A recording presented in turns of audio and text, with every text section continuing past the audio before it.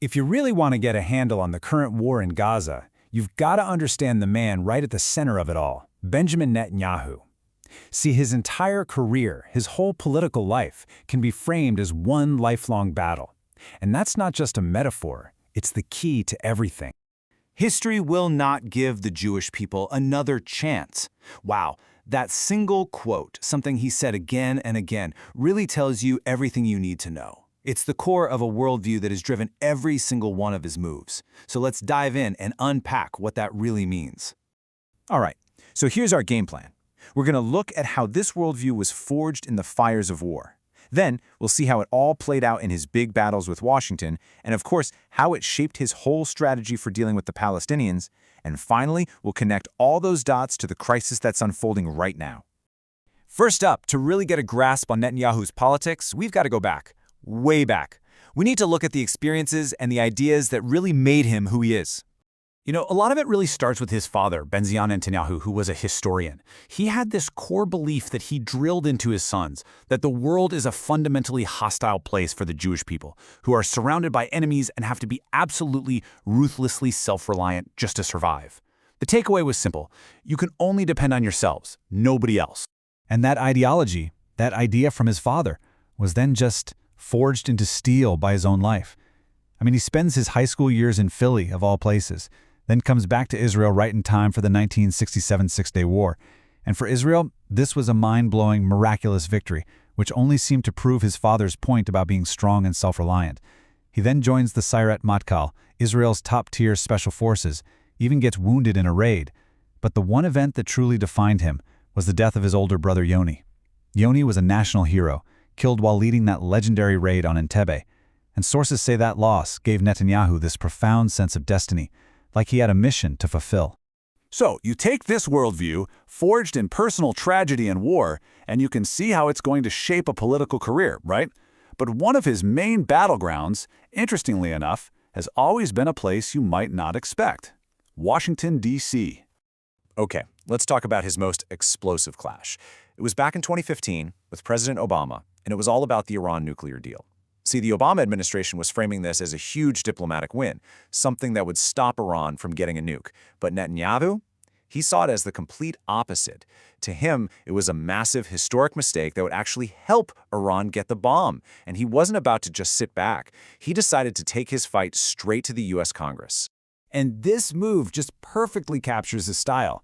He completely went around the White House. He accepted an invitation from Republicans to speak directly to a joint session of Congress. I mean, think about that. It was totally unprecedented. A foreign leader challenging a sitting U.S. president in his own house, on his own turf. It was audacious, and yeah, it drove U.S.-Israeli relations to a real low point. But this wasn't a one-off thing. Sources point to a much longer history of him pushing the U.S. to get more involved militarily in the Middle East. And this quote from 2002, it's just incredibly blunt. He basically frames the 9/11 attacks as something that was, in a way, good for Israel, because it lined up America's interests with his own long-term goal, getting rid of hostile regimes in places like Iraq and Iran. He saw this horrific tragedy as an opening, a chance to get the U.S. to finally take a much tougher line. And if you look back, this has been his MO for decades. It's a clear pattern. In 1990, he's on American TV warning everyone that Iraq's nuclear program is fast accelerating. Fast forward to 2002, he's testifying before Congress, insisting that Saddam Hussein has WMDs, which, of course, became a huge justification for the U.S. invasion. And who can forget 2012, when he held up that cartoon bomb at the UN, claiming Iran was just weeks away from a nuke. This whole strategy of presenting an urgent, right-around-the-corner existential threat, that's been a signature move of his entire career. All right, so that same worldview, that same mindset also completely shaped his strategy for the Palestinian conflict for decades. And the logic is pretty clear. If you believe the world is fundamentally hostile, you don't go looking for peace partners. You manage threats.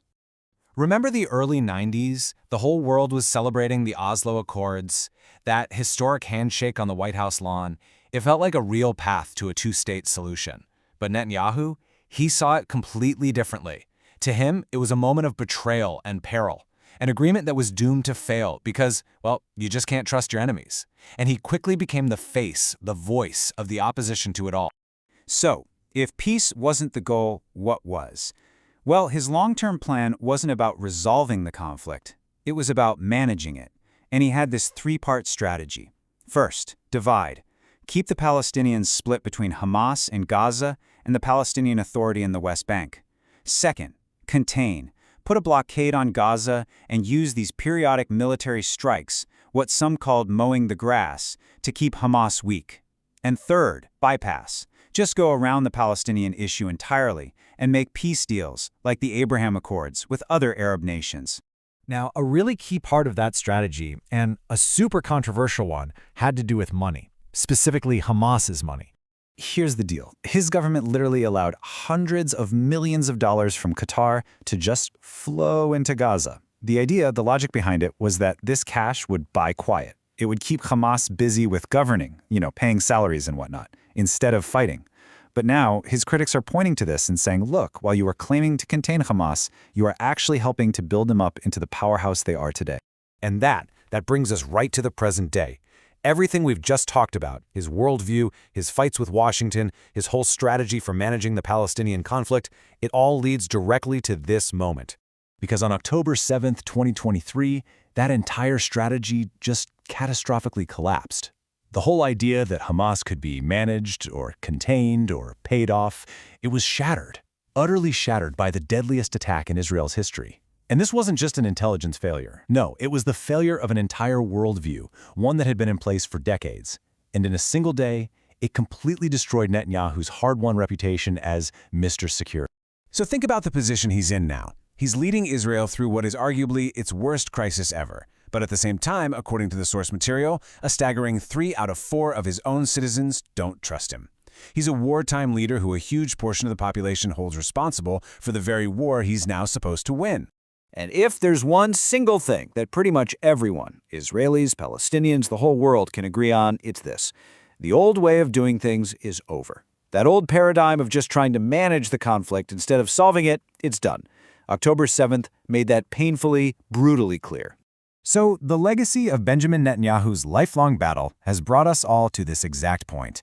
A strategy that was forged in personal loss and a dark view of history has now led to Israel's deepest ever trauma, and it leaves the entire region and really the whole world with this one single haunting question. Where do we possibly go from here?